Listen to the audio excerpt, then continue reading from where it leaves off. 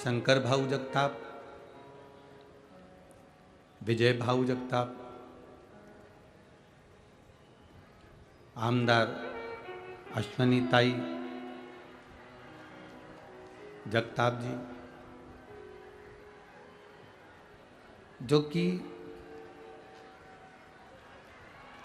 एक पवित्र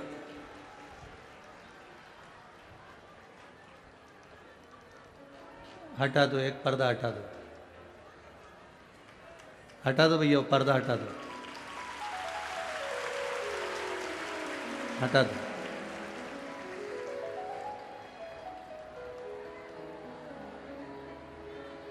पवित्र पुण्यमय आनंदमय धरा का ये सुख शिव महापुराण के माध्यम से शंकर भाऊ जगताप के परिवार द्वारा प्राप्त हुआ है।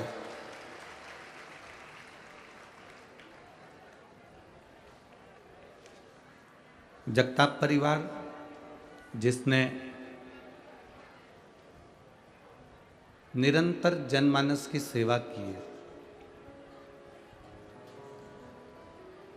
और हम तो शंकर भाऊ जी से, विजय भाऊ से और अश्विनी ताई जी से कहेंगे कि अगर भगवान पद और प्रतिष्ठा दे,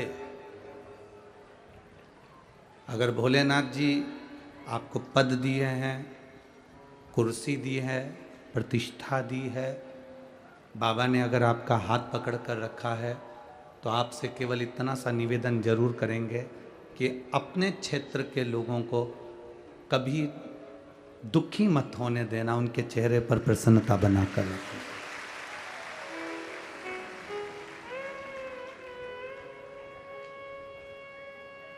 कई जगह पर कथा करने जाते हैं, ऐसा नहीं कि महाराष्ट्र में हम लोग कथा करने नहीं आए, पहले भी आए, और सभी जगह जाते हैं, चाहे छत्तीसगढ़ हो, राजस्थान हो, गुजरात हो, हरियाणा हो, नोएडा हो, दिल्ली हो, हर जगह पर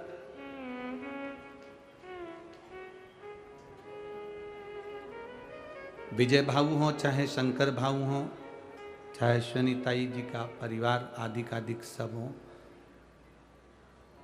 पर इनके परिवार की एक विशेषता देखिए कि सबके प्रति इनका समर्पण है और सरलता है, ये मुख्य चीज इसमें। और वो सरलता होना भी चाहिए, वो सहजता होना भी चाहिए। हम परमात्मा को पाने का प्रयास करें, और परमात्मा मिलता किसके बल पर है? निर्मल मन सो मोहि पावा। हमारा मन अगर पवित्र नहीं है, हमारा हृदय ही हम पवित्र ना रखें, आवाज नहीं आ रही पीछे, इधर साइड में भी आवाज खोलो, पीछे की आवाज खोलो। अगर हमारा मन ही पवित्र नहीं हो, हमारा चित्त ही पवित्र ना हो, तो हम फिर कितना भी पुण्य क्यों ना कर ले, हम कितना भी दान क्यों ना कर ले, हम कितना भी भजन क्यों ना कर ले, परमात्मा मिलेगा कैसे? आप सोने के सिंहासन पर भगवान को विराजमान कर दो, और तुम्हारा मन ही पवित्र नहीं, तो सोने के सिंहासन से कभी परमात्मा नहीं मिल सकता, वो मिल ही नहीं सकता।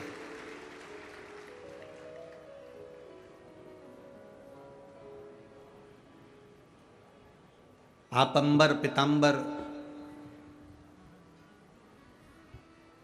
बहुत सारा पीतांबर भी एकत्रित कर कर अगर परमात्मा को दे दो, और तुम सोचो कि परमात्मा मिल जाए, तो नहीं मिल सकता, क्योंकि मन शुद्ध नहीं, हृदय शुद्ध नहीं।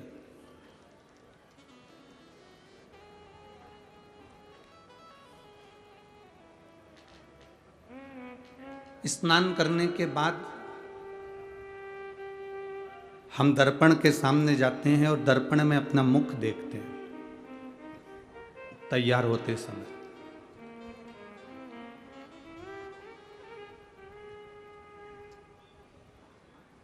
रोज स्नान करते हैं और रोज दर्पण में मुख देखते हैं।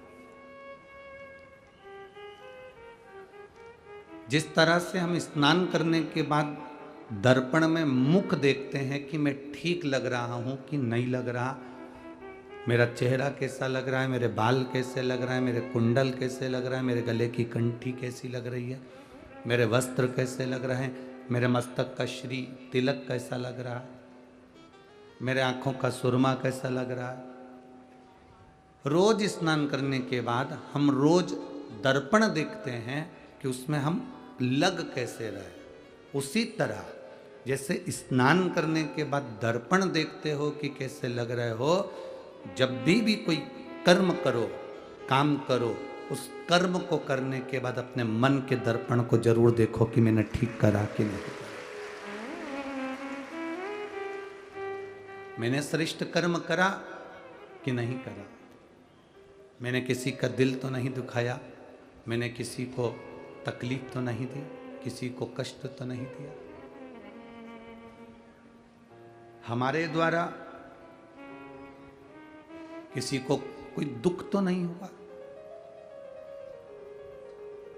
कई लोग कहते हैं हम बड़े दुखी हैं गुरुजी, हम कहते हैं दुख से कब तक भागोगे। संसार में ऐसा कोई बता दो जिसको तकलीफ नहीं हो, जिसको दुख नहीं हो। भगवान राम भी अगर इस मृत्यु लोक पर पधारे हैं, इस पृथ्वी पर अगर मेरे राम जी का अवतार भी हुआ है तो उनको भी दुख सहना पड़ा। तो आप और हम तो क्या है। भगवान कृष्ण भी इस पृथ्वी पर आए तो उनको भी दुख सहना पड़ा। संत तुकाराम जी हो, संत एकनाथ जी हो, मीराबाई हो, कर्माबाई हो, मुक्ताबाई हो, संसार में अगर जन्म लिया है तो कष्ट तो आता है।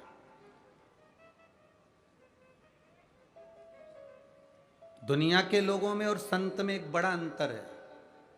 दुनिया के लोग दुख से भागते हैं और संत दुख से भागते नहीं, दुख से जागते हैं, और जो जागता है फिर वो नाम कमा कर बैठ जाता है। हम दुख से भागेंगे तो दुख हमारा पीछा छोड़ने वाला नहीं है। वो तो आज है तो कल भी, और कल है तो परसों भी। हम भागने की अपेक्षा संतों जैसा काम क्यों ना करें कि हम थोड़ा सा जागने का प्रयास करें। और जब हम जागने का प्रयास करेंगे तो ये निश्चित है कि हम दुख से अगर जाग गए कि हमारी तकलीफ को हमने देख लिया कि मुझे सहना है और सहकर भगवान का भजन करना है, और जाग गए तो फिर ये दुख हमको तकलीफ नहीं देता। फिर हम उस दुख पर भी भारी पड़ जाते हैं और दुख दूर भागने लगता है। यहाँ इतने सारे बैठे हो आप सभी लोग, और बहुत सारे भक्त लोग टीवी पर, आस्था चैनल पर कथा देख रहे हैं, कोई फेसबुक यूट्यूब पर कथा सुन रहा है। कितना डराया था कोरोना के इंजेक्शन ने, कोरोना की वैक्सीन ने। बोलो सही है कि गलत है? वैक्सीन लगवा लो तो चक्कर आता है, वैक्सीन लगवा लो तो 3, 4, 8 दिन तक लगवाओगे तो वो होगा। पर जो वैक्सीन लगवाकर आ गए, जिनने वैक्सीन एक बार लगवा ली, जिनने इंजेक्शन लगवा लिया, जिनने इंजेक्शन को लगवाया, वैक्सीन को लगवाया, अब लगवाने के बाद कोई तुमसे पूछता है कि साहब तुमने वैक्सीन लगवाई थी, इंजेक्शन लगवाया था, कोई तकलीफ हुई क्या? तो तुम क्या कहते? अरे हो, कई तकलीफ हो, अब इतना थोड़ा बहुत तो सब चलता रहता। पर तकलीफ, कोई ऐसी तकलीफ नहीं हुई कि हमको ये हाथ दुख गया, कि हाथ ही 8 दिन तक नहीं उठा, या हमको ये तकलीफ आई। क्योंकि तुम उस दुख से निकल चुके हो। तुमने वो वैक्सीन लगवा ली है, तुमने वो इंजेक्शन लगवा लिया, अब तुम्हें डर नहीं लग रहा। अब तो कोई तुमसे कह दे कि ये कोरोना की 4th डोज है या 3rd डोज है, ये लेना पड़ेगा, तो तुम कह देते हो हमारा नंबर लगाओ, हम लेकर आते हैं। उसमें क्या दिक्कत है? जो दुख को सहन करना चालू कर देता है, जो दुख को सह जाता है, वही दुनिया में नाम कमाकर आगे बढ़ जाता है।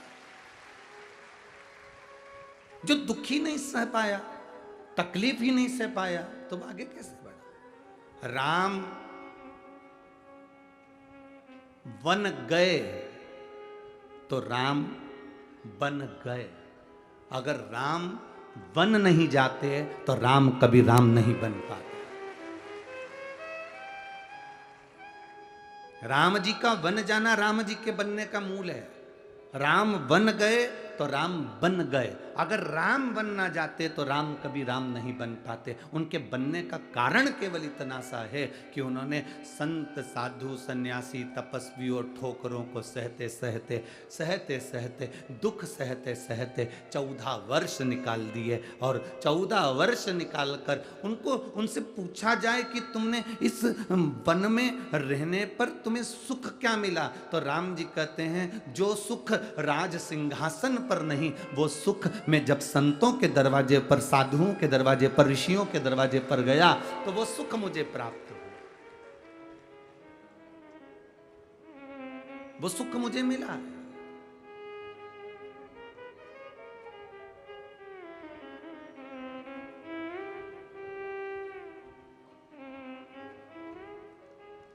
जो दुनिया में कहीं सुख नहीं, वो सुख परमात्मा के चरणों में।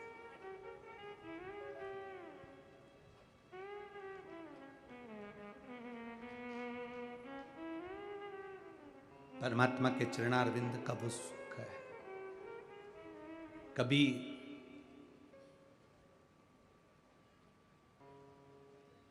एकांत में बैठकर शिव जी के मंत्र जाप को, ओम नमः शिवाय हो, चाहे नमः शिवाय हो, चाहे श्री शिवाय नमस्तुभ्यम हो, चाहे राम नाम हो, चाहे हरि विठ्ठल हो, चाहे कृष्ण नाम हो, चाहे तुम जो नाम जपते हो, हम तुम पर कभी दबाव नहीं दिए कि तुम्हें ये नाम जपना पड़ेगा, तुम्हारी मर्जी। जब तुलसीदास जी ने रामचरितमानस में नहीं लिखा कि तुम ये नाम जपो, तुलसीदास जी ने रामचरितमानस में लिखा कि कलयुग में तुम राम नाम जपना, ये तुलसीदास जी ने नहीं लिखा। तुलसीदास जी ने लिखा कलयुग केवल नाम आधार और सुमर सुमर नर उतर ही पारा। कलयुग केवल नाम धारा।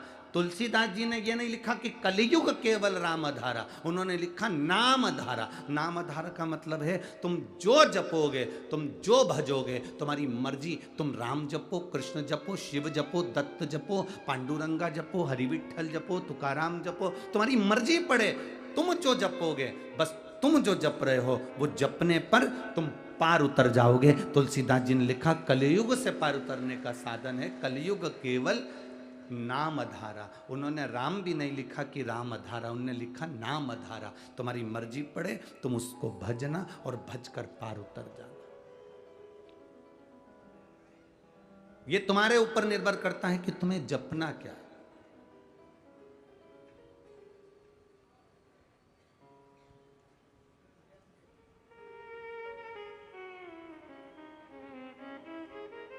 महाराज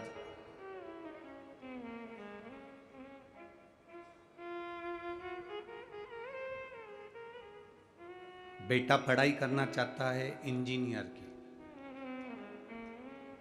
उसकी इच्छा है मैं इंजीनियर बनूं और मैं पढ़ सकता हूं, मैं अध्ययन कर सकता हूं। और घर में मम्मी और पापा कह रहे हैं, उसकी आई कह रही है, उसके बाबू कह रहे हैं, उसके पिताजी कह रहे हैं नहीं तुझे तो डॉक्टर बनना है और सीए बनना है। अब बेटा क्या बनना चाहता है? बोलो बोलो जम के, इंजीनियर। और पिताजी क्या कह रहे हैं? डॉक्टर बन या सीए बन। मां कह रही है या तो डॉक्टर बन या सीए बन।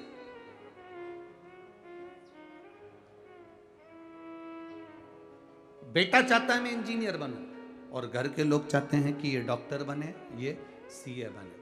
अब तुम उसको डॉक्टर बनाने में लग जाओ, सीए बनाने में लग जाओ, उसकी रुचि नहीं है तो वो डॉक्टर और सीए नहीं बन सकता, क्योंकि उसकी रुचि इंजीनियर बनने में है। उसी तरह आपकी रुचि अगर राम में है तो आप राम भज लो, आपकी रुचि शंकर में है शंकर भज लो, आपकी रुचि दत्त में है दत्त भज लो, आपकी रुचि हरि विठ्ठल में है तो विठ्ठल भज लो। उससे होगा क्या? अगर वो इंजीनियर की पढ़ाई अच्छे दिल से कर लेगा तो एक अच्छी पद पर जाकर बैठ जाएगा। अगर आप जिसका भजन कर रहे हो उसको दिल से कर लिया तो उसी में राम, उसी में शंकर, उसी में कृष्ण सबका दर्शन हो जाएगा। आप जपो तो, अब बजो तो।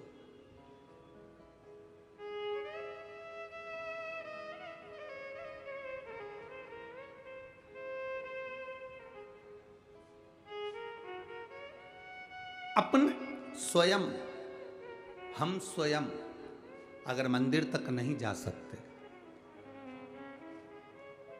हम कई बुजुर्ग माताओं से कहते हैं, माताएं कहती हैं गुरुजी आप हमें मंदिर जाने का कहते हो, परंतु बात इतनी सी है गुरुदेव कि हम मंदिर जाने का विचार तो कर लेते हैं, हम मंदिर जाने के लिए तैयार भी हो जाते हैं, पर गुरुदेव बात इतनी सी है कि शरीर से चला नहीं जाता, तो और मंदिर भी दूर पड़ता है, तो हम करें तो करें क्या।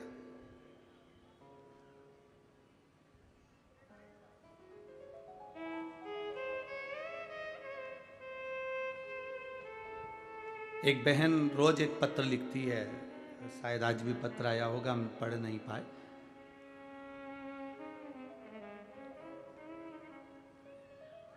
वो उस पत्र में लिखती है कि गुरुजी हम जिस गांव में रहते हैं उस गांव में हम शंकर जी के मंदिर जाते हैं, उस गांव में हम शिव जी के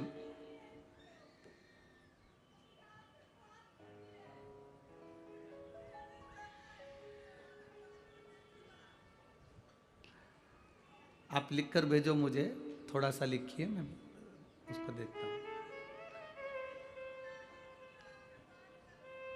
शंभू जरूर जरूर मैं करता हूँ, शंभू बैठो, जरूर करूँगा। आज कथा के बाद में 10 मिनट आपका और हमारा ही शरीर, ठीक है, बात कीजिए।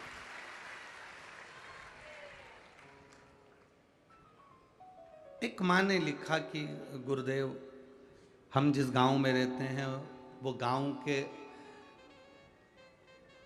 सेठ जी ने मंदिर बनवाया है शंकर जी का, और हम उस मंदिर में अगर जल चढ़ाने के लिए जाते हैं तो वो बहुत अपशब्द कहता है। हमारे चक्कर में उसने भगवान को भी ताले में बंद कर दिया कि कोई जल ना चढ़ा।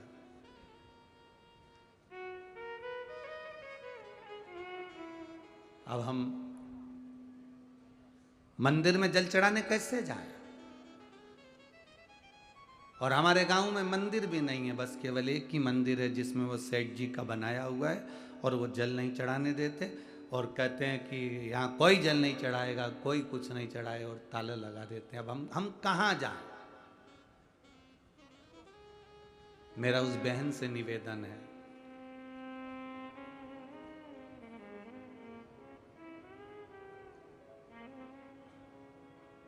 डाकघर एक होता है, बोलो सही है? उस डाकघर के जो डब्बे होते हैं लाल कलर के इतने बड़े बड़े, वो जगह जगह टंगे होते हैं। चिट्ठी उसमें डाल दो। तुमने डाकघर में जाके चिट्ठी नहीं डाली है, तुमने चिट्ठी उस डब्बे में डाली है। चिट्ठी तुमने जालना भेजी, डब्बे में डाली थी, गई कि नहीं गई?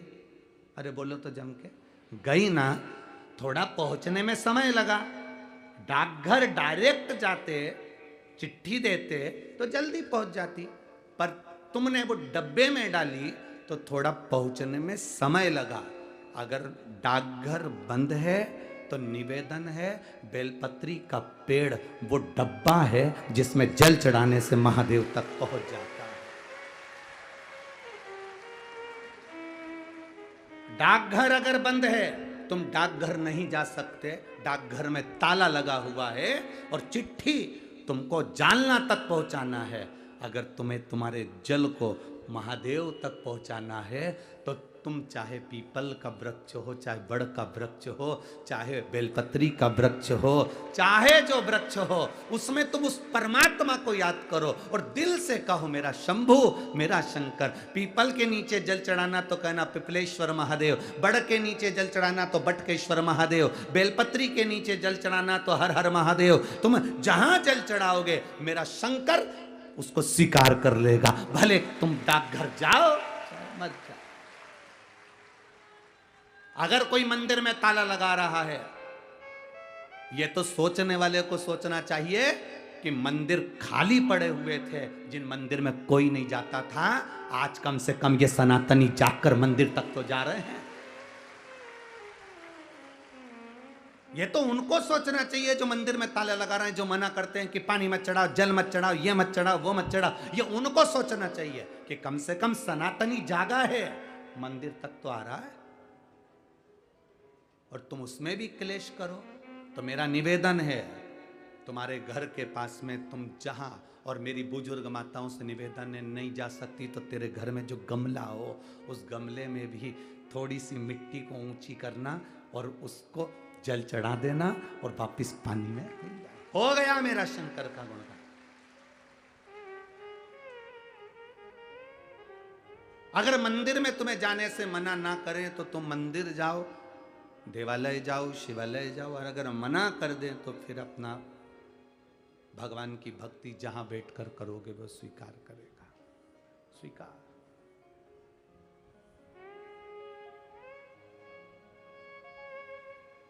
वो क्यों ना सुनेगा?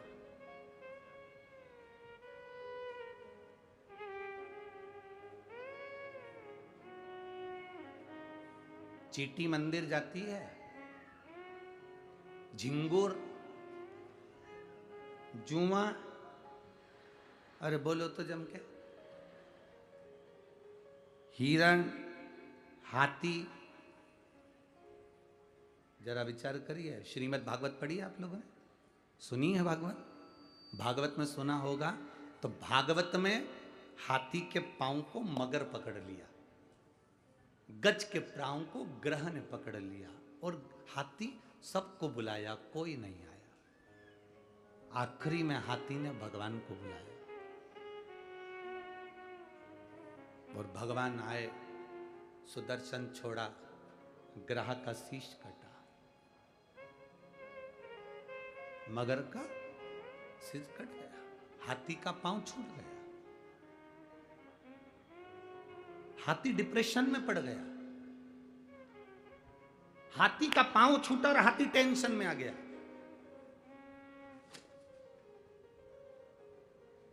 अब जरा विचार करिए, आपने तो भागवत जी में सुना था कि हाथी का पांव छूटा और हाथी का भगवान ने कल्याण कर दिया, मगर का सिर कट गया, ग्रह का शीश कट गया, ये श्रीमद् भागवत में लिखा है। पर आप कह रहे हो गुरु जी की हाथी डिप्रेशन में आ गया, हाथी टेंशन में आ गया। टेंशन में आने का कारण क्या था हाथी का? उस श्रीमद् भागवत को अगर दिल से पढ़े होगे, सुने होगे, तो हाथी टेंशन में क्यों आया, हाथी डिप्रेशन में क्यों पड़ा? हाथी ने भगवान विष्णु को जो देखा, नारायण को जो देखा, तो हाथी ने कहा प्रभु मुझे ये आपने जो करा ये मुझे पसंद नहीं आया। तो भगवान ने पूछा क्या पसंद नहीं आया? भगवान, हाथी कहता है पांव मेरा फंसा था,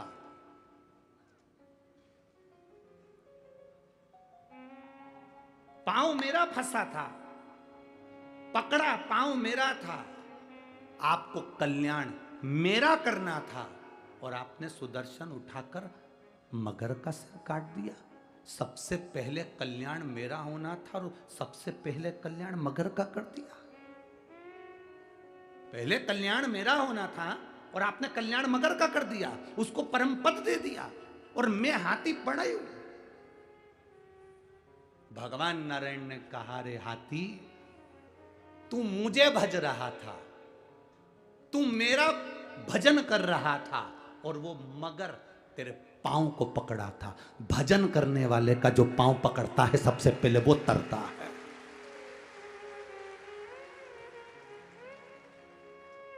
भजन करने वाले का, कीर्तन करने वाले का, भगवत भजन करने वाले का पांव जो पकड़ता है सबसे पहले वो तरता है। हाथी बाद में तरा, सबसे पहले मगर तर गया, सबसे पहले ग्रह तर गया।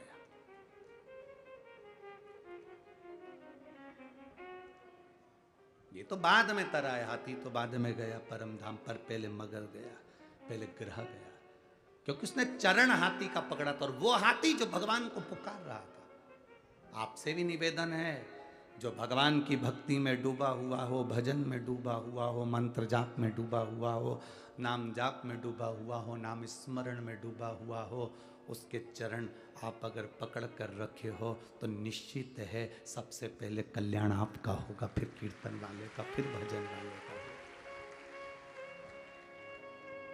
पकड़ लो हाथ गिरधारी, नहीं तो डूब जाएंगे। हमारा कुछ ना बिगड़ेगा, तेरी शान जाएगी। जब हम कल यहाँ से जा रहे थे तो कोई यहाँ पर कह रहा था, गुरुजी आपने सुबह 8 बजे से कथा रख दी, पुणे के लोग तो 9, साढ़े 9, 10 बजे तक जागते हैं और फिर ऑफिस जाने की तैयारी करते हैं, बच्चों को स्कूल भेजने की तैयारी करते हैं। कल कथा में कोई नहीं आएगा। अब जरा अंदाजा लगा कर देखिए, पूरे 7 दिन के रिकॉर्ड तुमने आज तोड़ दिए हैं।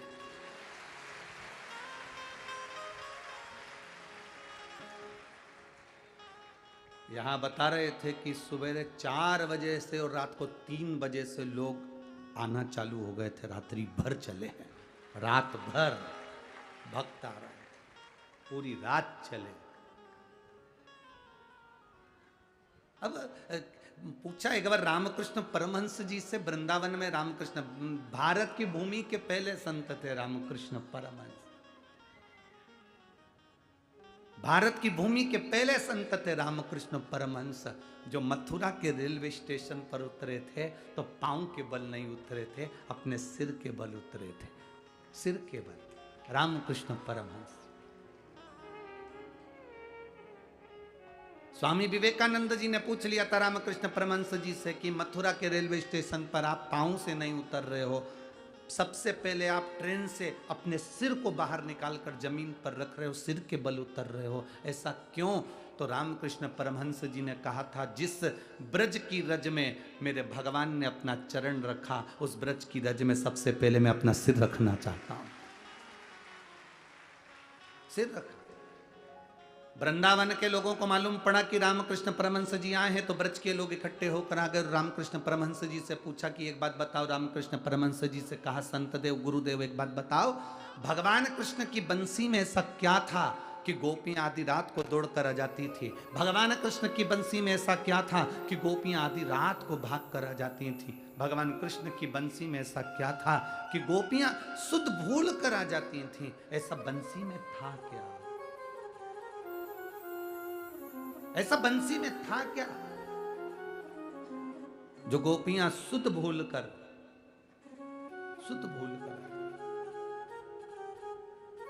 ऐसा क्या है बंसी के? ऐसा बंसी में था क्या? भगवान रामकृष्ण परमहंस जी ने कहा, इसका उत्तर हम देंगे। रात्रि को तुम 3 बजे यमुना जी के घाट पर आ जाओ। 3 बजे रात्रि को लोग यमुना जी के घाट पर पहुंच गए, रामकृष्ण परमहंस जी नहीं गए। 4 बज गई, रामकृष्ण परमहंस जी नहीं गए। सुबह की 6 बज गई, रामकृष्ण परमहंस जी नहीं गए। 7 बज गई, तब रामकृष्ण परमहंस जी यमुना जी के घाट पर गए। लाखों की भीड़ थी, सबने पूछा, गुरुदेव बताओ ना, भगवान की बंसी में ऐसा क्या था कि गोपियां आधी रात को अपना घर छोड़कर चली जाती थी? रामकृष्ण परमहंस जी ने कहा, भगवान की बंसी में ऐसा क्या था वो तो मुझे नहीं मालूम, पर आज भी उनकी बंसी में दम है, इसलिए तुम आधी रात को यहाँ इकट्ठे बैठे हो। आधी रात को तुम इतने सारे आए हो, आज भी उनकी बंसी में कुछ तो होगा, कुछ तो सुख होगा। अर्थात शिव महापुराण की कथा में कुछ तो होगा। जो लोग रात्रि को 2 बजे, 3 बजे, 4 बजे, 5 बजे, 6 बजे, कोई समय नहीं देख रहा, चले भगवत भजन की ओर, कुछ तो होगा।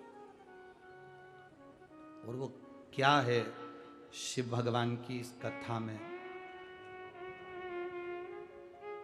क्या है शिव महापुराण की इस कथा में, वो तो वही जानता है। पर ये निश्चित है, खाली न जाता कोई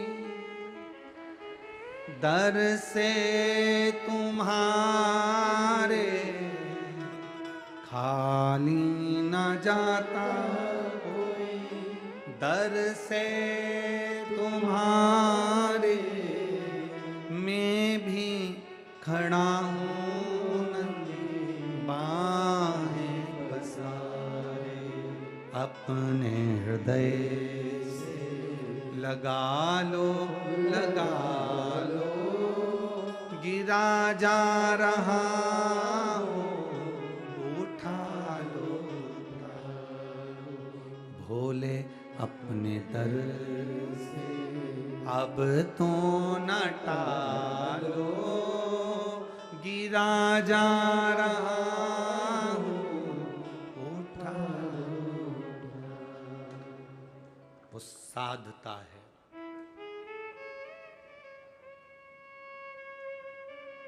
आज कथा का विराम दिवस है। मेहमान जाते हैं, मेहमान 10-15 दिन तक रहते हैं, तब तक अपने घर के बच्चों को 500 रुपये नहीं देते हैं। तुम्हारे यहाँ पुणे के मेहमान देते हो रोज 500 का नोट, तो बात दूसरी है। तो ऐसे मेहमान हमारे यहाँ भी भेज देना। मेहमान 15 दिन घर में रहते हैं, अपने घर के बच्चों को रोज 500 रुपये नहीं देते हैं, पर मेहमान जिस दिन जाता है उस दिन देकर जाता है। बस शिव महापुराण भी ऐसी ही है। 7 दिन तक मेरा कुबेर भंडारी इस पुणे नगर में आया, शंकर भाऊ कथा करवा लिए, जगताप परिवार कथा करवाया, आप सबने सुना। आज पिता जब जा रहा होता है तो अपने घर के पोता पोतियों को टॉफी देकर जाता ही है, कुछ देकर जाता है। जाए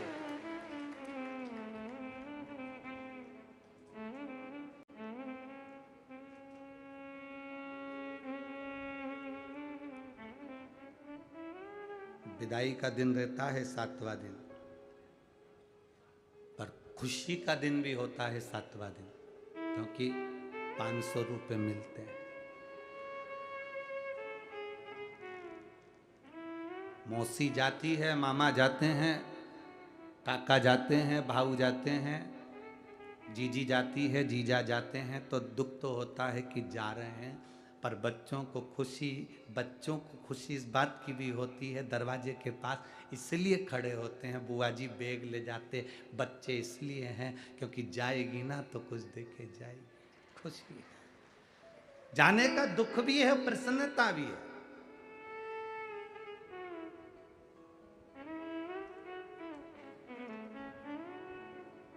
आप भी मेरे भोलेनाथ जी से कहना, बाबा आप जा रहे हो ना कुबेर भंडारी, पर जाते जाते ऐसी कृपा जरूर कर जाना, ऐसा धन हमको भी देना कि जिंदगी में एक बार शिव महापुराण की कथा हम भी करवा सके, ऐसा वैभव हमको भी दो।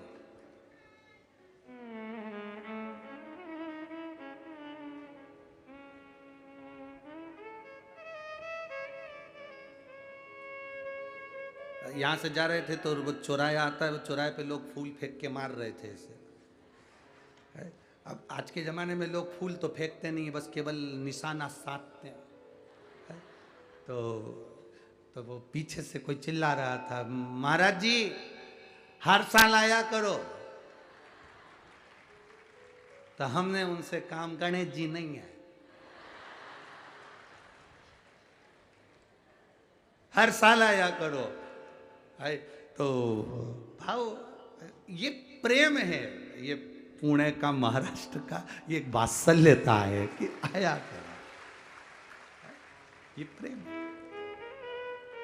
जाने का दुख भी है तो मिलने का दुख भी, प्रसन्नता भी है कि मेरा बाबा विराम वाले दिन जब मेरा कुबेर भंडारे की कथा पूरी होती है, ये कुबेरेश्वर धाम, ये कुबेर भंडारी की जो 7 दिवसीय शिव महापुराण जब पूरी होती है, तो वो जाते जाते आखिरी दिन जिसके पास जो बैग हो, जिसके पास जो झोली हो, जिसके पास जो सामान हो, समझ लेना वो खाली नहीं रखता, वो देकर ही भेजता है, भर कर भेजता है। आता क्या खाली रखेगा।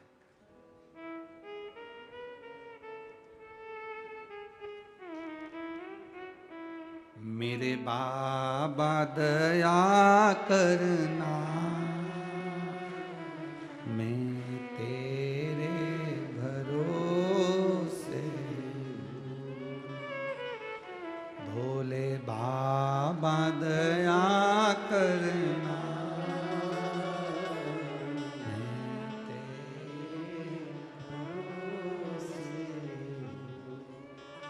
मैं तेरे भरोसे हूँ,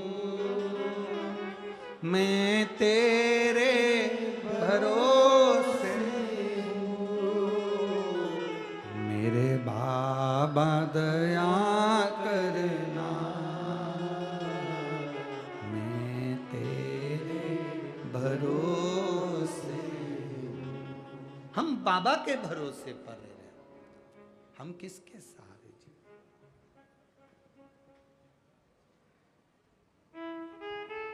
अड़चनें बहुत आती हैं जिंदगी में, पर संभलना भी हमको ही है।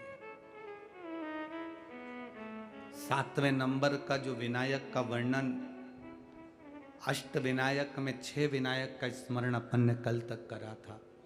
7वें जो विनायक का वर्णन किया गया है वो विघ्नेश्वर विनायक, विघ्नहर्ता।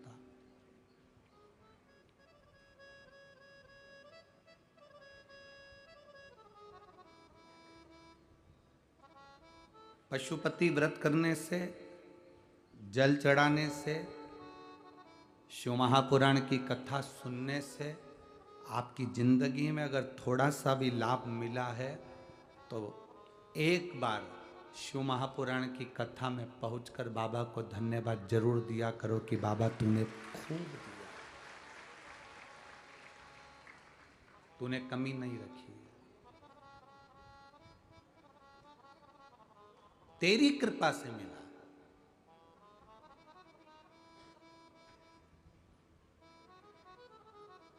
और तू कृपा नहीं करता तो ये कुछ नहीं। और एक बहुत अच्छी बात अपने भीतर उतारना, एक लोटा जल चढ़ाना पर दिखावे से नहीं। पशुपति व्रत करना तो भगवान को रिझाने के लिए, दिखावे के लिए।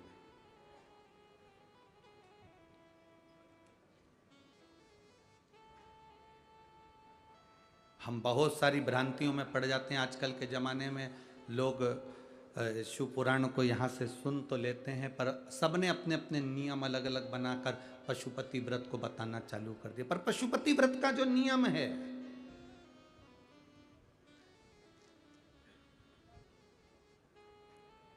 उसमें सबसे मूल है, सुबह की पूजन कर कर जो थाली लेकर आए उसको रख देना, शाम को 6 दिए लेकर जाना, प्रसाद एक साथ लेकर जाना, मंदिर में जाकर जब 6 दिए जमीन पर रख दो, 5 दिए प्रज्वलित कर दो, तब प्रसाद के 3 हिस्से करना।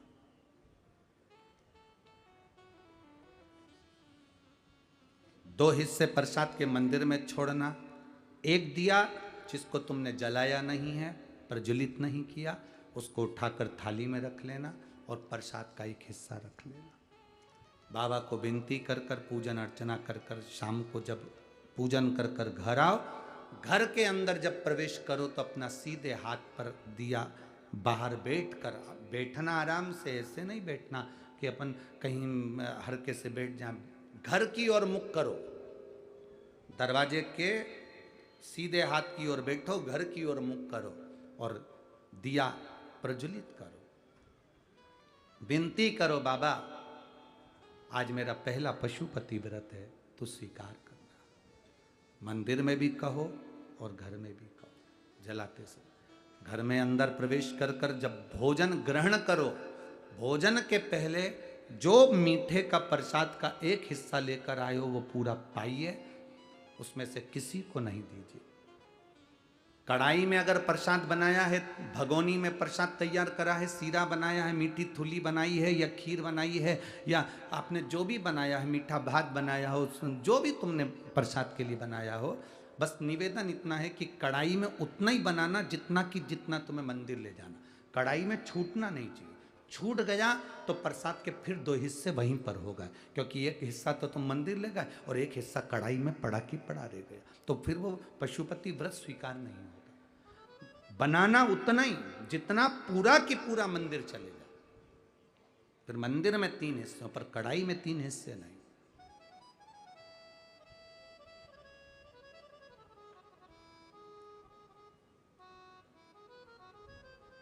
पांच व्रत पूर्ण हो, 5वां व्रत जब हो तब एक श्रीफल, एक स्वाट जो भी आप बाबा को समर्पित कर सकते हो, फूल की पंखड़ी हो, चावल हो, जो आप दे बाबा को वो समर्पित करो। श्रीफल भेंट बाबा को चढ़ाकर विनती करो, आज मेरा व्रत पूरा हो रहा है, तो कृपा करना मेरे बाबा, पशुपतिनाथ बाबा, ऐसी कृपा करना कि तू मेरी झोली जो मांगा है वो देना। थोड़ा रुकना। फिर अगर कार्य तुमने दिल से करा है, अगर व्रत, बाबा स्वीकारेगा। दिल से करा है, स्वीकारेगा।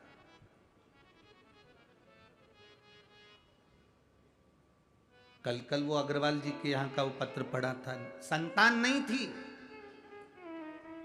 पुणे मुंबई सब दूर दिखा लिया और डॉक्टर ने कह दिया संतान का सुख नहीं है, पर बाबा का पशुपति व्रत कर भरोसा किया। भरोसा किया तो बाबा ने दिया, तो 3 संतान प्रदान कर दी। ये शिव तत्व है। दिया उसने है तो संभालता भी वही है। वो उस कल एक पत्र आया था, उस पत्र में एक बुजुर्ग व्यक्ति ने अपने पत्र में लिखा था, अगर वो बैठे हों, पत्र ढूंढना बड़ा मुश्किल बात है क्योंकि बहुत पत्र है, तो उन्होंने अपने पत्र में एक बात लिखी थी कि गुरुजी, मैं 65 साल की मेरी उम्र है। पत्र ढूंढना तो मुश्किल है। 65 साल की मेरी उम्र है, मेरे शरीर में एक बीमारी हो गई है, जिस बीमारी के चलते मैं चल फिर नहीं सकता, मेरी नसें चोक हो गई है और मैं जा नहीं सकता था। कई महीनों तक हॉस्पिटल में पड़ा रहा। वो बीमारी ऐसी थी जिसमें शरीर मेरा पूरा चोक होते चले जाता है, नसें बंद होती चली जाती है। उस बीमारी का नाम भी उन्होंने लिखा था, जिस बीमारी का इलाज पूरे ना तो भारत में है ना विदेश में है। शरीर पूरा बेकार हो गया था, पड़ा रहता था। डॉक्टर ने कह दिया था इसका कोई इलाज नहीं है और तुम इनको घर ले जाओ। घर में भी पड़ा रहता था क्योंकि पाँव काम नहीं करते थे, शरीर काम नहीं करता था, बोल पाता नहीं था। धीरे धीरे शरीर ने पूरा जकड़ लिया था, बस मृत्यु की कतार पर था। जिसने पत्र लिखा हो, अगर वो बैठे हों, 65 साल की उनकी आयु है, अगर वो बैठे हों, पत्र जिनने लिखा था, कल नाम मेरे को ढूंढना पड़ेगा इसमें से, तो उन्होंने पत्र में लिखा, किसी बेटी ने लिखा था कि मेरे पिताजी की यह स्थिति थी और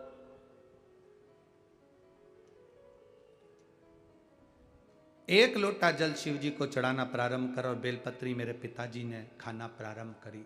आज पूरे गांव में, आप ही ने लिखा था, हाथ उठाकर दोनों हाथ हिला दो एक बार। हाँ जी, वो नाम तो हम नहीं ढूंढ पाएंगे, आपको साधुवाद, कम से कम आपने खड़े होकर अपना भाव का एक बार हाथ हिला दीजिए। श्री शिवाय नमस्तुभ्यं। अब ठीक है, वो चलते हैं बढ़िया जी, बाबा की कृपा। बैठिए। शिव तत्व इसी को कहते हैं। डॉक्टरों ने भी जवाब दे दिया, बैठो बहन बैठो, डॉक्टरों ने भी जवाब दे दिया था और कहीं इलाज नहीं। तब वो बेलपत्री आखिरी सार तत्व है शंकर पर चढ़ा हुआ जल और बेलपत्र। और उसमें उन्होंने एक बात बहुत अच्छी लिखी गुरुजी, जो फुलेरा दूज आती है, जो शिवरात्रि के बाद में आती है, उस फुलेरा दूज का धतूरा बड़ा काम का आता है। मेरे पिता की वो नसें जो डॉक्टर मना कर दिया था, आज मेरे पिताजी पूरे गांव में घूमते हैं और उनका पांव भी चला, हाथ भी चला और मुख की वाणी भी वापिस है। मुख की वाणी भी वापिस है। ये शिव तत्व, ये उघड़ी है।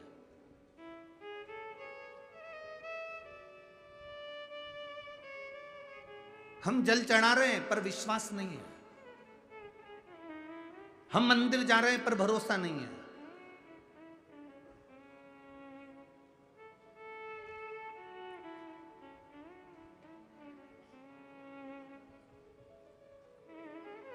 हमारा विश्वास दृढ़ नहीं हो पाता।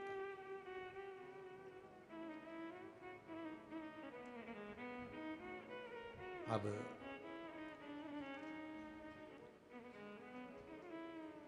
जिस समय आपका भरोसा दृढ़ हो जाए, विश्वास पक्का हो जाए, समझ लो अब शिव को मिलने में देरी नहीं है, शंकर तुम्हारे करीब में आ ही जाएगा। मंदिर शिवालय पत्थर मानकर मत जाना। हमारे सीहोर में कुबेरेश्वर धाम पर तो अभी शिवलिंग की स्थापना भी नहीं हुई है। वहां कोई मूर्ति की स्थापना नहीं, केवल कंकर और शंकर है। जिस स्थान पर बैठकर हमने भी कंकर शंकर की पूजन करी, वो स्थान वहां नियुक्त है। आप पूछेंगे कि हमें कंकर शंकर की पूजन कहाँ करना है, तो वहाँ पर आपको जो गार्ड लगे हैं वो बता देंगे कि वहाँ चले जाओ, 1 नंबर गेट के पास में, वहाँ बैठकर आप शिव जी की पूजन करो, कंकर शंकर पूजन करो।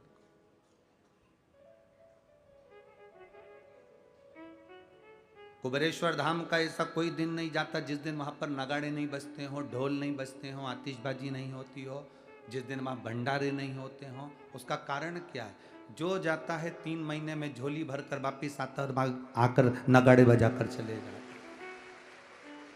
आता है भंडारे कर कर चला जाता। क्या देगा वो? ये उसके ऊपर आधारित है। हम तो शंकर भाई जगताप जी को, विजय भाऊ को, अश्वनी ताई को, इस जगताप परिवार को कहेंगे, ये शिव महापुराण की कथा ना जाने कौन सा भाग्य जगताप परिवार का जागा होगा जो ये कथा यहां आ गई। और इसका पूरा श्रेय ये लक्ष्मण भाऊ को जाता है। कोई जीव अच्छा होगा जिसने अपनी जिंदगी में लोगों का भला करा होगा, तो ये कथा हम तो कहेंगे ये पूरा पुण्य इस जीव के लिए, लक्ष्मण भाऊ के लिए, जिन्होंने इस कथा को नहीं है लोग कहें कि वो नहीं संसार सागर में, हम कहते हैं कि उसने ही कथा प्रेरणा देकर अपने भाइयों से कहा होगा कि शंकर भाऊ, विजय भाऊ, ये शिव पुराण कथा करवाओ, इस कथा का रस तत्व सुनो।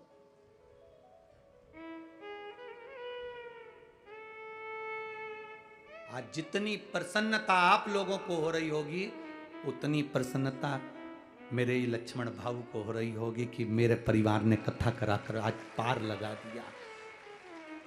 सारी पुराण करवाओगे, वो 7 पीढ़ी तारने का कहती है। ये शिव महापुराण कभी आप उज्जैन में जाना और ऋण मुक्तेश्वर मंदिर पर पत्थर पर अंकित पढ़कर आना कि शिव महापुराण की कथा, और यह शास्त्र विद्धेश्वर संहिता कहती है कि शिव पुराण 7 पीढ़ी नहीं 71 पीढ़ी को पार उतार देती है। यह कोई साधारण सी नहीं।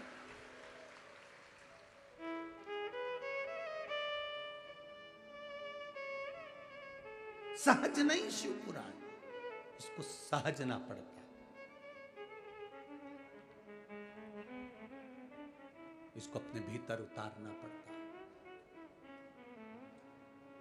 और आप लोग जैसे यहां बैठ के कथा सुन रहे हो, पितृलोक में आपके पूर्वज जब कथा बैठकर सुनते हैं तो भगवान नारायण उनकी पीठ थपथपाते हैं, तेरे परिवार का कोई व्यक्ति कथा में बैठा है। कथा में बैठा है तेरा परिवार का कोई व्यक्ति।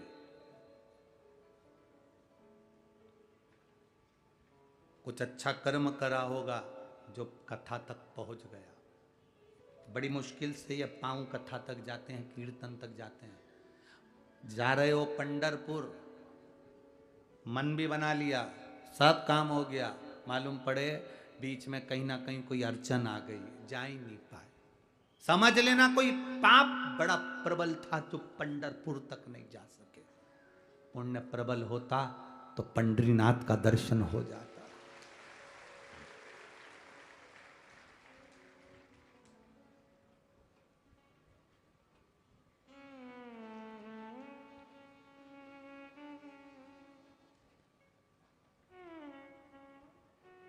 वो कहे ना, कोई जाए जो काशी में मेरा बेड़ा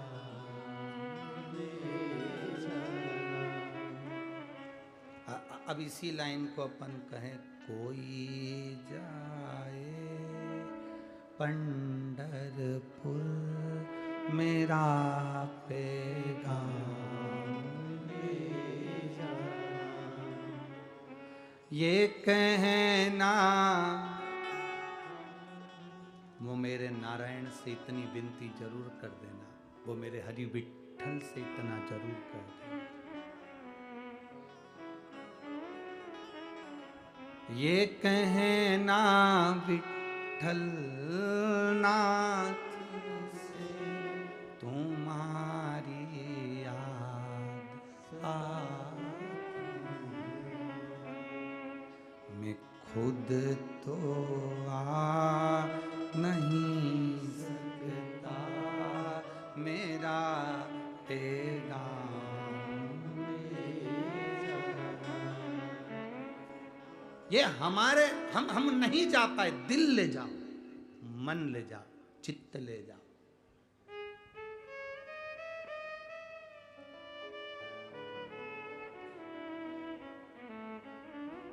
दुनिया के सारे मंदिर ऐसे हैं जिसमें मूर्ति है, पर कुबेरेश्वर धाम ऐसा है जहां मूर्ति नहीं, कंकर शंकर है। कुछ तो होगा वहां, विश्वास, श्रद्धा, भरोसा।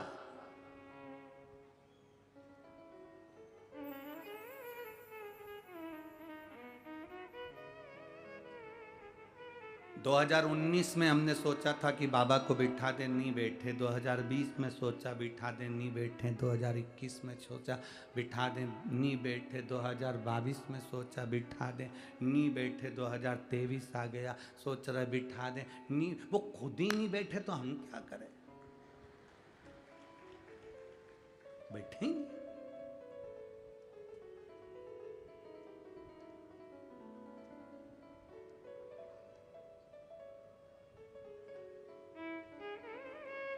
ये उसके ऊपर है। वो चाहता है कि ये कंकर शंकर है, ये आनंद है, कहाँ जाओ। विश्वास रखिए, भरोसा पक्का रखिए, दृढ़ी। एक माँ ने अपने पत्र लिखा, उस पत्र में एक माँ ने लिखा,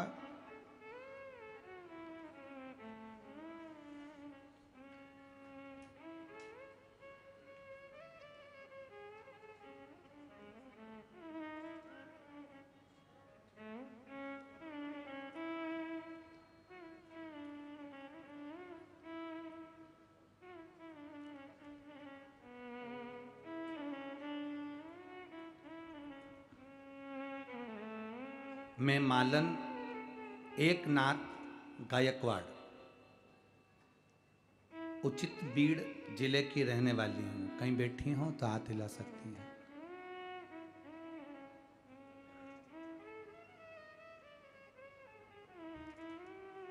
मैं गृहिणी हूँ। 7 साल हो गए हैं हम लोग पुणे में हड़पसर में रहते हैं। बाबा का हम क्या गुणगान करें गुरुदेव। मेरे पति के पैर में खून के थक्के जम गए थे। वो थक्के ऑपरेशन के बिना नहीं निकल सकते थे। पर आप कहते हो कि बाबा पर जल चढ़ाकर पीने का फल क्या है। 1 लोटे जल का मैं वर्णन करूं गुरुदेव। शिव जी पे चढ़ाकर पति को पीने के लिए जल देती थी। 3 महीने भी नहीं हुए और मेरे पति का पांव चलना प्रारंभ हो गया और खून के थक्के समाप्त हो गए। कहीं बैठी हो तो हाथ हिला सकते हैं। मैं मालन एकनाथ गायकवाड़। शिव तत्व किसको कहते हैं? शंकर की उदारता किसको कहते हैं? रामचरितमानस में तुलसीदास जी ने लिखा, शंकर विश्वास रूपिणो। शंकर है क्या? केवल विश्वास, केवल भरोसा। आपका भरोसा अगर जिस दिन पक्का हो गया, उस दिन शिव को मिलने में देरी नहीं होगी। उस दिन शंकर भगवान को मिलने में देरी नहीं होगी। एक कथा, अष्ट विनायक में से एक विनायक है विघ्नेश्वर, विघ्नहरण विनायक। विघ्न एक भगवान का परम भक्त।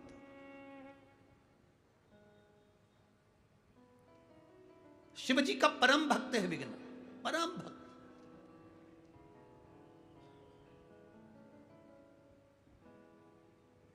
अब वो विघ्न शिव जी का परम भक्त है, भगवान शंकर की आराधना करता है, उपासना करता है, स्मरण करता है, एक लोटा जल भी समर्पित करता है, सारा भगवत भजन में डूबा रहता है।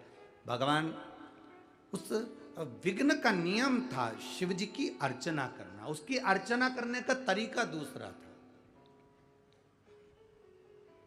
विघ्न की अर्चना करने का तरीका दूसरा था। वो क्या करता था, उसका एक नियम बड़ा प्रबल था कि वो शिव के मंदिर में, शिवालय में जाने का जो रास्ता होता था, उस रास्ते पर जितने पत्थर पड़े होते थे, उन पत्थर को बीन कर एक कोने में पटक देता। विघ्न का भजन करने का तरीका। यहां पर सभी के भजन करने के अपने अपने तरीके हैं। या कुछ माताएं ऐसी आती हैं जो झाड़ू लगा लेती हैं पंडाल की। आप लोगों ने तो देखा कि नहीं देखा हमें नहीं मालूम, पर यहाँ कुछ माताएं ऐसी आती है जहाँ पंडाल में सवेरे उठेगी और 2-4 झाड़ू मारकर पूरे कचरे को सोर कर फेंकी आई। यहाँ कुछ माताएं ऐसी आती है कि भोजन भंडारे में जाकर पूड़ी बेलने का, भोजन बनाने के काम में लग जाती है।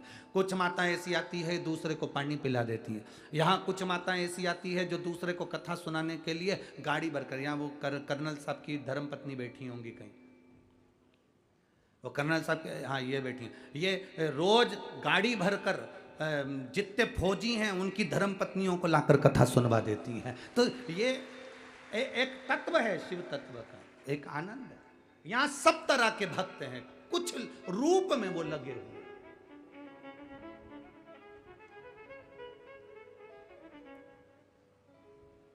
और आज मैं शंकर भाऊ जगताप जी आपको धन्यवाद इस चीज के लिए भी दूंगा, और यहाँ के प्रशासन को एक धन्यवाद इस चीज के लिए दूंगा। अभी तक जितनी कथा करी, अभी तक अपने जीवन काल में जितनी कथा करी, हर जगह पर कथा होती थी तो कथा पंडाल से जहां गाड़ियां खड़ी होती हैं वहां कम से कम 2-2, 2.5-2, 3-3 किलोमीटर दूर रोकते थे। पर यह पहली कथा हमारी जिंदगी की है जिसमें कथा पंडाल के पास में गाड़ियों की पार्किंग दी गई है, उसके लिए धन्यवाद। यहाँ की पूरी प्रशासन को, यहाँ के कलेक्टर, एसपी, डीएसपी, कमिश्नर आदि सारी प्रशासन और यहाँ के जो सत्ताधारी हैं उन सबको साधुवाद है, बहुत बहुत साधुवाद। अभी तक जीवन में जितनी कथा करी, कथा स्थल से 2 किलोमीटर, 3 किलोमीटर, 2.5 किलोमीटर, और उसमें कई लोग यहाँ पर भी ऐसे होंगे उन्होंने देखा होगा, 3-3 किलोमीटर दूर गाड़ियां रोकते और वहां से लोग पैदल धूप में, गर्मी में चले आते। पर यह पहली कथा है पुणे नगर की कि यहाँ 8 से लेकर 9-9 लाख तक लोग कथा सुनने आए और पार्किंग की व्यवस्था पास में दी।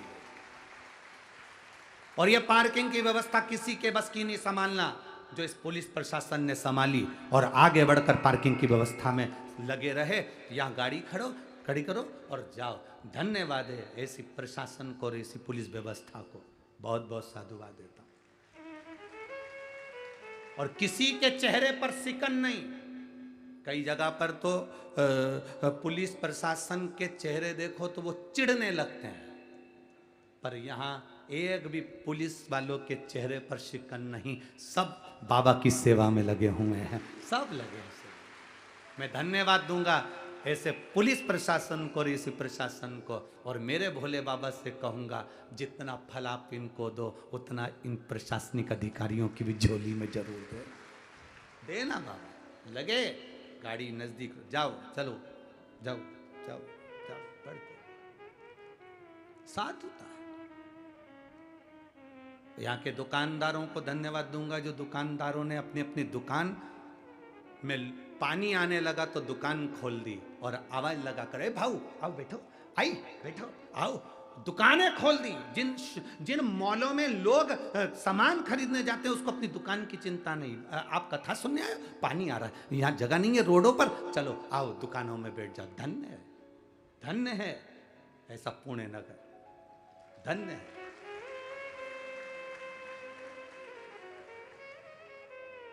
लोग कहते हैं बड़ी सिटी वालों का दिल नहीं होता। हम कहते हैं जो ऐसा कहते हैं उनमें दिमाग नहीं होता।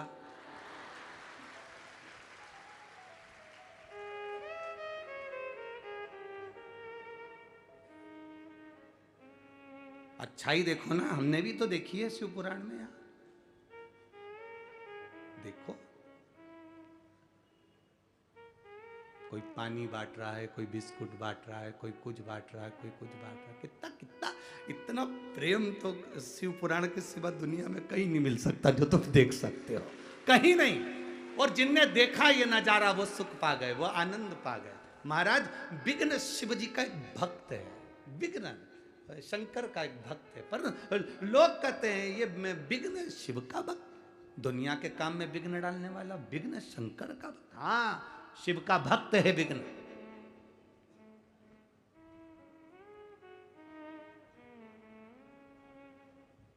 शंकर भगवान का भक्त है विघ्न।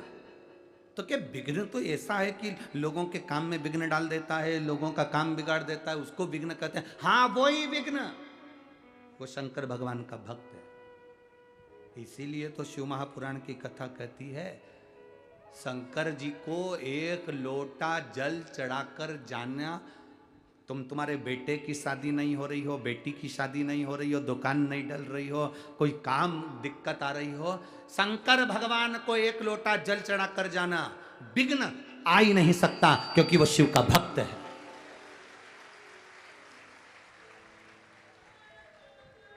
शंकर का भक्त है विघ्न, वो कहां विघ्न आने देगा। हमसे लोग कहते हैं शंकर भगवान को जल कितनी बजे चढ़ाए। हमने कहा तुम्हारी मर्जी पड़े तब चले जाओ, तुम्हारा मन करे तब जाओ। बाप और घर की माँ, माता और पिता कमरे में कम रहते हैं, हॉल में ज्यादा रहते हैं।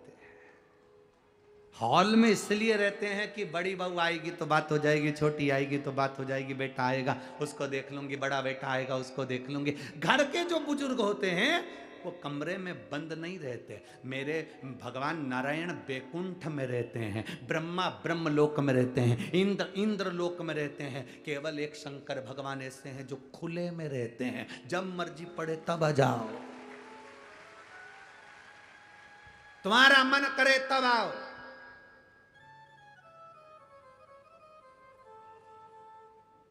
शिव का दरवाजा और शमशान का दरवाजा कभी बंद नहीं होता। क्यों?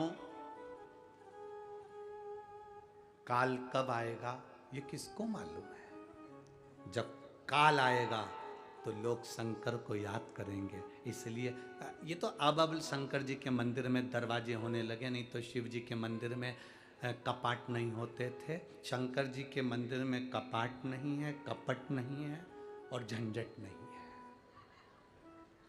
शिव जी के मंदिर में ये तीन चीजें है ही नहीं, एक कपाट, दूसरा कपट और तीसरी झंझट। फालतू की झंझट भी नहीं शंकर जी के मंदिर में कि भोग लगाना पड़ेगा, 56 भोग देना पड़ेंगे, कपड़े देना पड़ेंगे, भगवान को खूब अच्छे हार पहनाना पड़ेंगे, खूब अच्छी आभूषण लाना पड़ेंगे, झंझट नहीं। शंकर जी के मंदिर में भगवान तो कह रहे तू कुछ भी मत ला, एक लोटा जल चढ़ाकर चले जा। इतना भी नहीं बने तो 3 बार ताली बजाकर चले जा। इतना भी नहीं बने तो हर हर महादेव बोलकर चले जा। इतना भी नहीं बने तो मेरे शिखर का दर्शन कर कर चले जा। और एक चोर तो ऐसा विचित्र था, शंकर जी के मंदिर में चोरी करने गया, जब उसको चोरी के लिए जलाधारी उतारना थी तो टेबल कुर्सी नहीं मिली तो शंकर जी पे चढ़ गया। ऐसे भी भक्त हैं।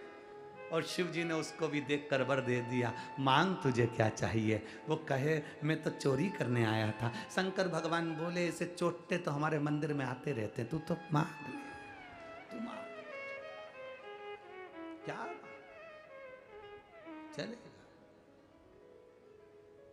शिव तत्व की प्राप्ति, शंकर का गुणगान औघड़ी है।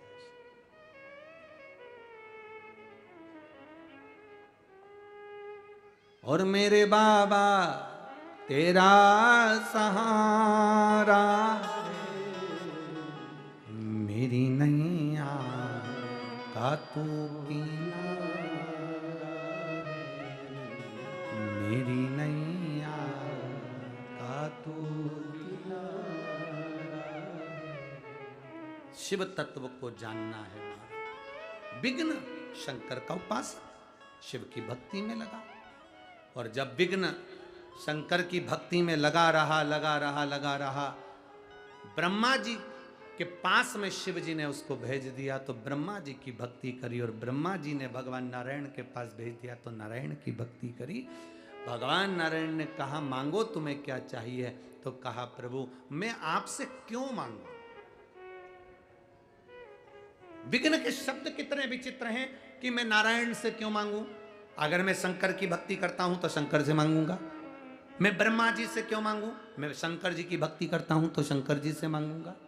नहीं मांगा। आखिरी में देवादिदेव महादेव के पास में आ गए और महादेव से आकर प्रार्थना में लग गए, तो शिव जी ने तुरंत उसी समय अपने पुत्र गणेश से कहा गणेश जरा विघ्न से पूछ कर आओ कि विघ्न को चाहिए क्या। भेजो।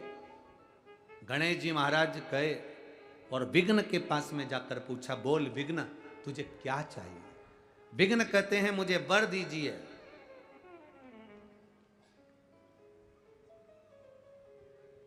मुझे वर प्रदान करो।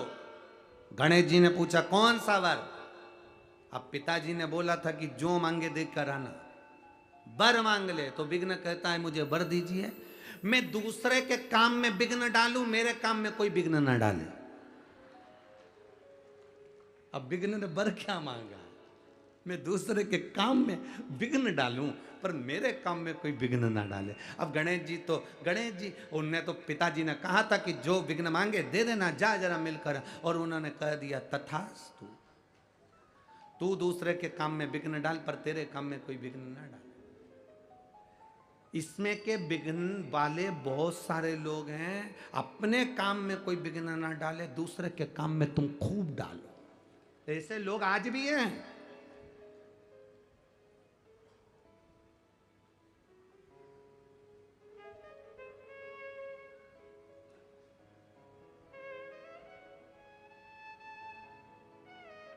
एक हमारे पंडित जी हैं, हमारी कथा में साथ में रहते हैं, हम उनका नाम नहीं बोलेंगे। उनकी शादी थी अभी जनवरी फरवरी में, तो शादी थी तो उनके रिश्तेदार उनकी शादी में बहुत विघ्न डाले। फिर जिनने विघ्न डाला था उनके घर में शादी आई तो हमने उनसे कहा कि अब उनके घर में वो खुद विघ्न डालेंगे क्या। अरे गुरुजी कोई डाल के बता दे विघ्न। दुनिया में इससे बहुत लोग हैं। एक निवेदन आपसे, किसी के बेटे की शादी हो रही हो, किसी की बेटी का संबंध पक्का हो रहा हो, किसी के यहाँ कोई अच्छा कार्य हो रहा हो सके तो आगे बढ़कर काम करना पर विघ्न मत डालना, जिससे आपके जीवन में भी कोई विघ्न नहीं।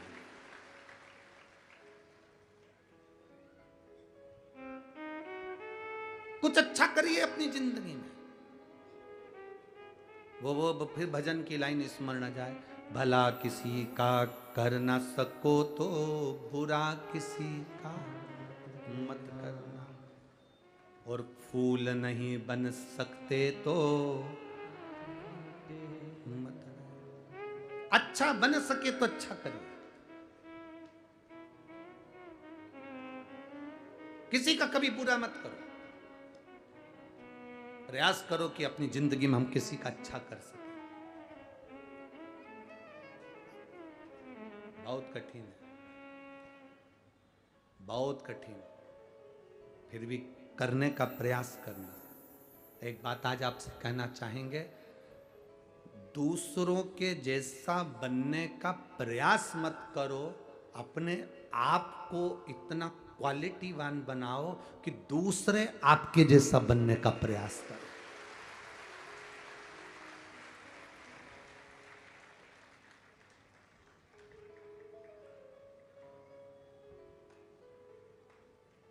हम प्रयास करते हैं, घर के लोग कह देते हैं, घर के लोग बोलते हैं, माताएं कह देती अपने अपने बच्चों को, उसको देख ले, तेरे दोस्त को देख, तेरे दोस्त को। अब बेटा मन में सोचे कि मेरे दोस्त को अगर देख के मैंने घर में उसके जैसा काम चालू कर दिया ना माँ, तो तू रोना चालू कर दे। और क्या करे, दोस्त को देख, दोस्त को।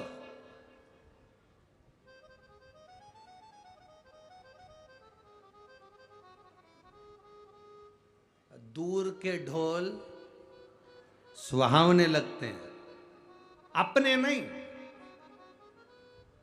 हमें हमेशा दूसरे के ढोल सुहाने बहुत अच्छी लगी है। हमारा तुरंत पत्नी अपने अपने पतियों से कह देती, तुम्हारे वो दोस्त कितने अच्छे हैं, है? कितना ध्यान रखते हैं वो अपनी पत्नी का। हो जरा सी पत्नी को छींक आई और वो दिखाने डॉक्टर को ले गए, और एक तुम हो। अब पति मन में सोचा, एक बार उसकी पत्नी के पास बैठकर बात करना। तो उसकी पत्नी के पास बैठी तो उसने कहा, तुम्हारे पति कितने अच्छे हैं।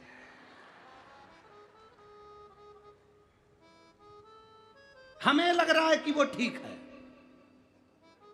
अपने आप में संतुष्टि कहां है हमको।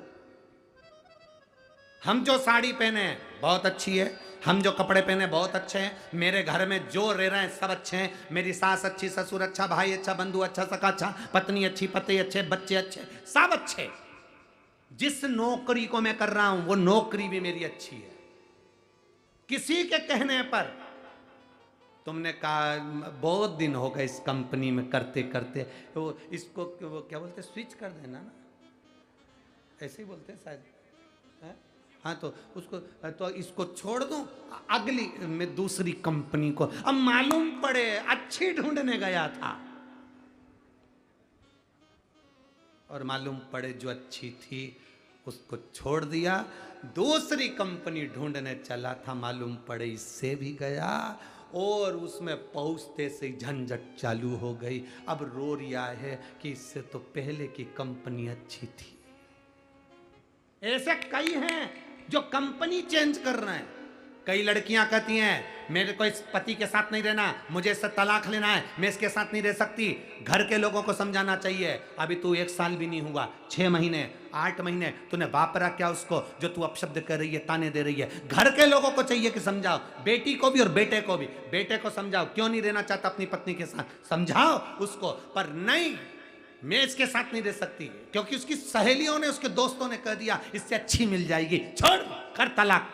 और तलाक देने वालों ने भी कह दिया अच्छी मिलेगी, करो तलाक लो, और उसने तलाक लिया। मालूम पड़े अब की बार तो जगदम्बा मिली थी, आने वाले समय में चंद्र घंटा मिल गई।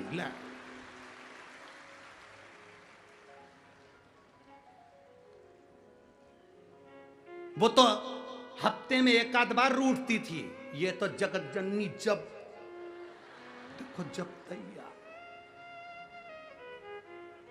अब किससे कहे, पहली नौकरी छोड़कर आया है, दूसरी कंपनी ज्वाइन करी है। अब कंपनी ज्वाइन करी है तो फिर अब काम करो। पहली कंपनी में तो जितने घंटे काम करता था उतना ही ठीक था, अब इस कंपनी में तो लगा सुबह से रात तक। सुबह से उठता है, बच्चों को नहलाता है, कंपनी का पूरा काम कर कर घर आकर सब्जी लेकर आता। फिर वही बात आ गई जो अभी हमने छिंदवाड़ा में कही थी ना, कि जिनकी कितना दुख होता होगा जिनकी शादी में दूल्हा जब स्टेज पर आता है और माला लेकर जब दूल्हा स्टेज पर जब चलता है, इधर से फुलझड़ियाँ, इधर से धुआं निकलता है, नगाड़े बजते हैं और डीजे पे गाना बजता है, अजब वो शान शहंशाह।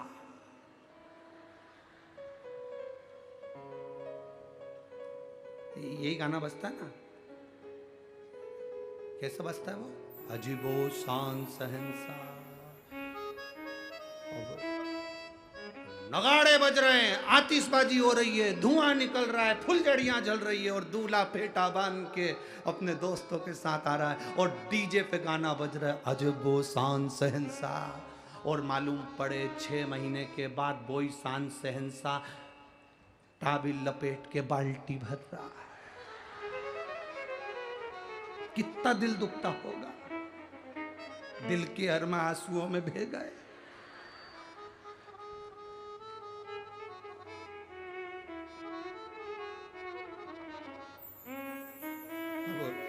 करे क्या, तो इसलिए निवेदन है, जो भगवान ने दिया उसमें संतुष्ट रहो, घर में जो है उसमें संतुष्ट रहो, दूसरे का देखकर अपने घर को बिगाड़ो मत।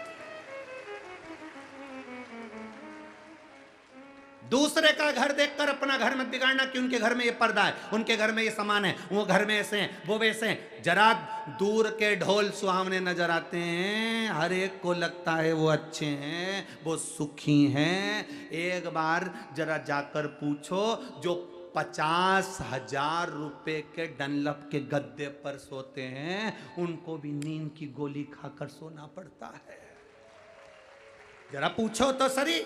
इससे तो साधारण गरीब व्यक्ति को लग रहा है कि 50,000 का गद्दा, एसी का रूम, डनलप के गद्दे पर सोचो, नींद नहीं आ रही है, गोली खाना पड़ रही है, और तुम्हें लग रहा है मैं तो पड़ा हूं, तो नींद तो आ रही है ना। जहां पड़ा, जैसा पड़ा, नींद तो आ रही है ना। कई कई माताएं तो कथा में कुर्सी पे बैठी बैठी सोई जाए, और इनसे कहो सो रही है क्या? वो बड़े अच्छे से मुंडी हिला के बोले वो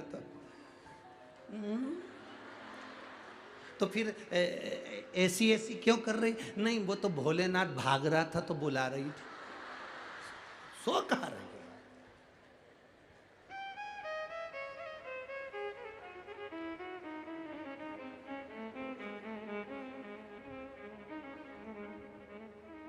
अपने स्थान पर बैठकर भगवान देवाधिदेव महादेव से आज कथा का विराम दिवस है, दिल से बाबा से प्रार्थना करिए, भगवान देवाधिदेव महादेव आपके हृदय की बात को श्रवण करे, भाव के साथ में जहां जगह मिले वहां बैठकर भाव से बोलिए।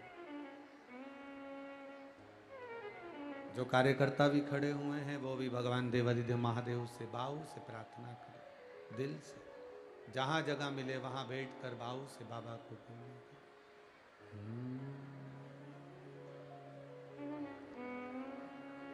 श्री शिवाय नमस्तु, श्री शिवाय नमस्तु, श्री शिवाय नमस्तु,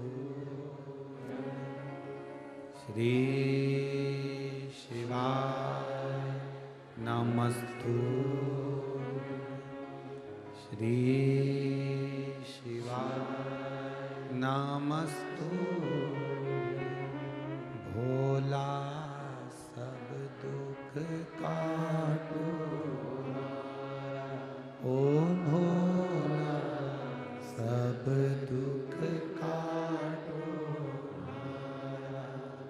शिव शंकर जपो तेरी माला, भोले बाबा जपो तेरी माला, भोला सब दुख काटो हमारा, ओ भोला सब दुख काटो हमारा।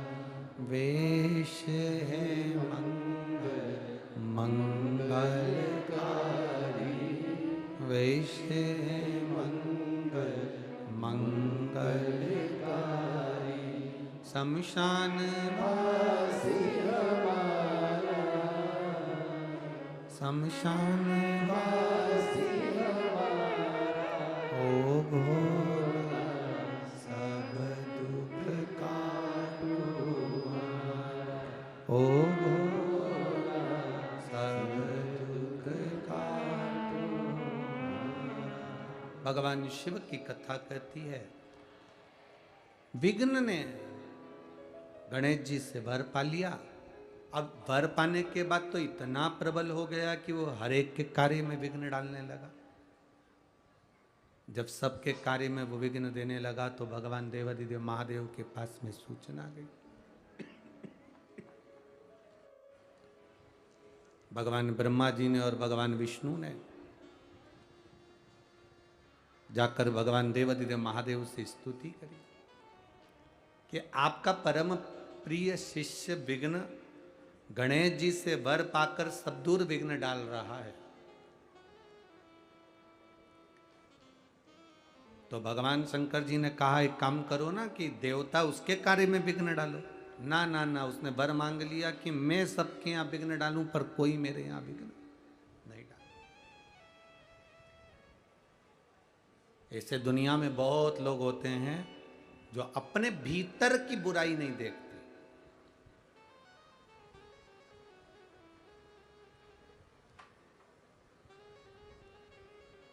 अपने भीतर का ऐब नहीं देखते।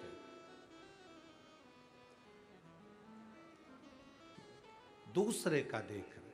शिव पुराण कहती है एक उंगली अगर हमने किसी पर उठाई है तो ये 3 उंगली हमारी ओर जाती है कि तुम अपने अंदर झांक कर देखो कि तुम कैसे हो। उसमें एक गलती है तो तुम में 3 गलतियां भरी पड़ी। हम अपने अंदर की गलतियों को नहीं देखते। वो कहते हैं ना, एक व्यक्ति जा रहा था, गुलाब के फूल को देखकर बोल दिया कि गुलाब कितना सुंदर है पर कांटे नहीं होते तो कितना अच्छा होता। कोयल को देखकर बोला कोयल कितना सुंदर बोलती है पर काली नहीं होती तो कितना अच्छा होता। समुद्र के जल को देखकर बोला कि समुद्र का जल कितना सुंदर है पर खारा नहीं होता तो कितना अच्छा होता।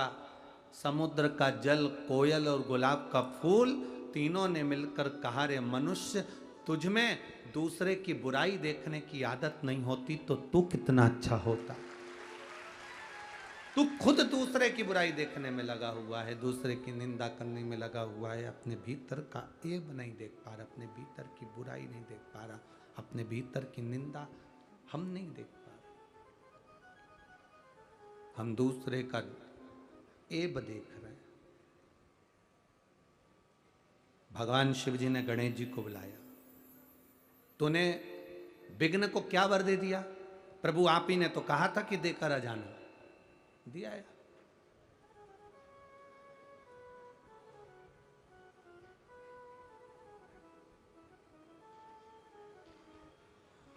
आप ही ने तो कहा था कि देकर आओ, तो मैं दिया है। कभी कभी गलती हो जाती है। एक डॉक्टर ने एक मरीज से कहा कि बिल्कुल हल्का भोजन करना, एकदम हल्का।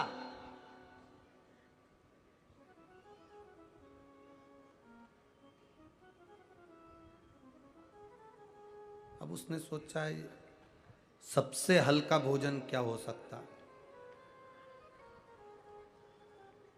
सबसे हल्का भोजन क्या हो सकता है। तो विचार में पड़ा।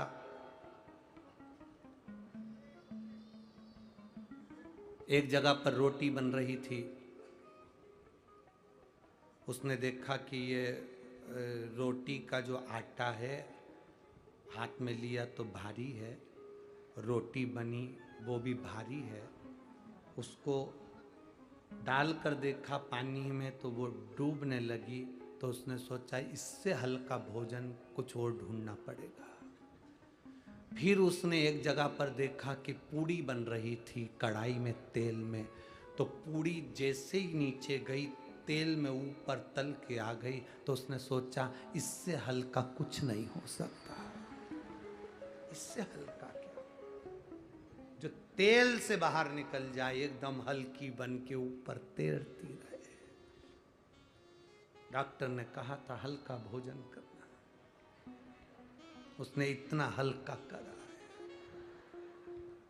इतना। शिव कथा कह रही है भाई। गणेश जी से कहा था कि तुम वर देकर जाना। अरे समझकर तो वर देना था।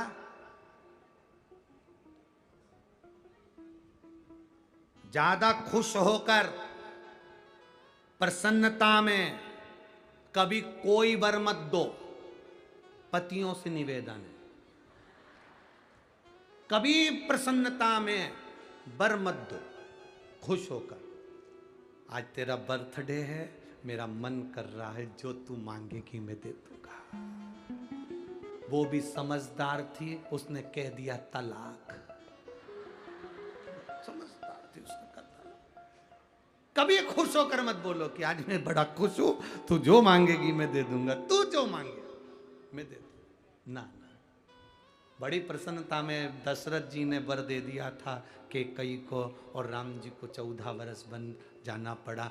तुम ज़्यादा प्रसन्न हो तो कभी वर और वचन देने की बात ही मत करो, अगर रामायण पढ़ी है तो। पत्नी भी कितनी खुश हो तो भी मत बोलना कि मैं बहुत खुश हूं, तुम जो मांगोगे ते दूंगा, बिल्कुल नहीं, कभी मत। गणेश जी ने वर दे दिया, विघ्न को वर मिल गया। शंकर जी ने कहा तुम साधो इसको, गणेश जी कहने लगे चिंता मत करो, आपने कह दिया ना मैं साधू, अब मैं साध लूंगा। भगवान गणेश जी विघ्न के पास पहुंच गए। गणेश जी इतने चतुर थे कि विघ्न जहां विघ्न डालने के लिए जाता था, गणेश जी उस विघ्न को अपने पास बुला लेते थे और खुद तो मोदक खाते थे, उसको इतना खिला देते थे कि विघ्न पलंग पर सोता रहता था, विघ्न जाने डालने के लिए जा ही नहीं पाता, पड़ा रहता। अब सबके घर के काम सुलझने लगे।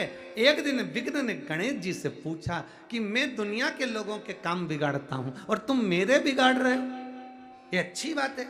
गणेश जी ने कहा वचन मैंने दिया था और तूने मुझे वचन में फंसा लिया, इसलिए अगर तू चाहता है कि तेरे कार्य में विघ्न ना आए तो तू मेरी शरणागति ग्रहण कर ले। विघ्न ने गणेश जी के चरण पकड़ लिया, आज के बाद कभी विघ्न नहीं डालूंगा, ये निश्चित है, पर मेरी एक शर्त है गणेश जी। गणेश जी ने पूछा क्या शर्त? आपको मुझे अपने साथ में रखना पड़ेगा, तुम्हारे नाम के साथ मेरा नाम जोड़ना पड़ेगा। भगवान गणेश जी ने कहा अगर दुनिया का भला हो रहा है तो तेरा नाम मेरे साथ जोड़ने में जाता क्या? तो भगवान गणेश जी ने अपना नाम रख लिया विघ्नेश्वर, विनायक, विघ्नहर्ता। गणेश जी ने जैसे विघ्नहर्ता अपना नाम रखा, विघ्न ने कह दिया प्रभु मैं वचन देता हूं मेरे नाम के साथ जो आपका नाम लेगा, आपके नाम के साथ मेरा नाम लेगा, उसकी जिंदगी में कभी कोई विघ्न ही नहीं आएगा। वो विघ्न विनायक, बोल विघ्न विनायक भगवान की जय, श्री विघ्नेश्वर विनायक भगवान की जय। ये 7वें नंबर के विनायक थे। अब 8वें नंबर के जो विनायक आए हैं वो महागणपति हैं। क्या नाम है उनका? महागणपति। महागणपति का मतलब होता है कि जो बहुत विशालतम स्वरूप में हो और विशाल उनकी सोच हो। शरीर विशाल होने से कुछ नहीं होता, मन और सोच विशाल होना चाहिए। मकान बड़ा होने से कुछ नहीं होता, घर बड़ा होने से कुछ नहीं होता, दिल बड़ा होना चाहिए। तो समझो कि आप महागणपति हैं। जिस घर में बहुएं भोजन बनाए, पोहा बनाए, उपमा बनाए, खीर बनाए, सामान बनाए, भजिया बनाए, पकोड़ा बनाए, समोसा कचौड़ी बनाए, और बहुएं या बेटियां या घर की नारी या घर का व्यक्ति बनाते समय सबसे पहले बाहर देने की अपेक्षा अपने लिए कटोरी में पहले से निकाल के रख ले, समझ लेना वो महागणपति नहीं है। महागणपति किसको कहा गया? दूसरे को खिलाकर खुद खुश हो जाना, दूसरे को सुख देकर स्वयं सुखी हो जाना, ये महागणपति का रस्तत्व है। कईयों की आदत रहती है घर में कुछ भी सामान पहले बना, पहले अपने लिए निकाल के रख लिया, बाद में फिर बाहर, क्योंकि खत्म हो गया तो टेंशन तो इनको रहता ही है कि खत्म हो गया तो। और कई ऐसे होते हैं जिनको विश्वास है मैंने अगर इतनी खीर बनाई है, मैंने इतना सीरा बनाया है, मैंने इतना उपमा बनाया है, उसको अपने अन्नपूर्णा पर भरोसा है, उसे अपने शंकर पर भरोसा है, तो वो बचाता नहीं, उसको मालूम है बचेगा, अपने आप बचेगा, उसमें बचाने की जरूरत नहीं, बच जाएगा, अपने आप बचेगा।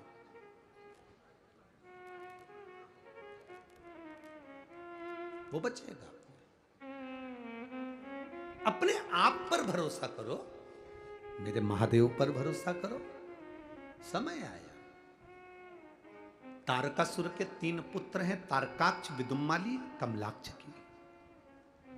इन तीनों ने भगवान ब्रह्मा जी का वर प्राप्त करा भगवान ब्रह्मा ने कहा मांगो तुम्हें क्या चाहिए, तो इन्होंने कहा हमारे पिता तारकासुर चले गए, हमको वर दो। क्या वर चाहिए? 3 पुरियों का निर्माण करें, 3 नगर बसाए जाएं, 3 पुरियां बसाई जाएं। उन 3 पुरियों में हम निवास करें, और 3 पुरियों में हम निवास करें। ब्रह्मा जी ने कहा और क्या चाहिए? हमारे प्राण कभी ना छूटे। भगवान ब्रह्मा जी ने कहा यह तो हो नहीं सकता कि तुम मरोगे नहीं, मृत्यु अटल सत्य है, रोटी खाओ तो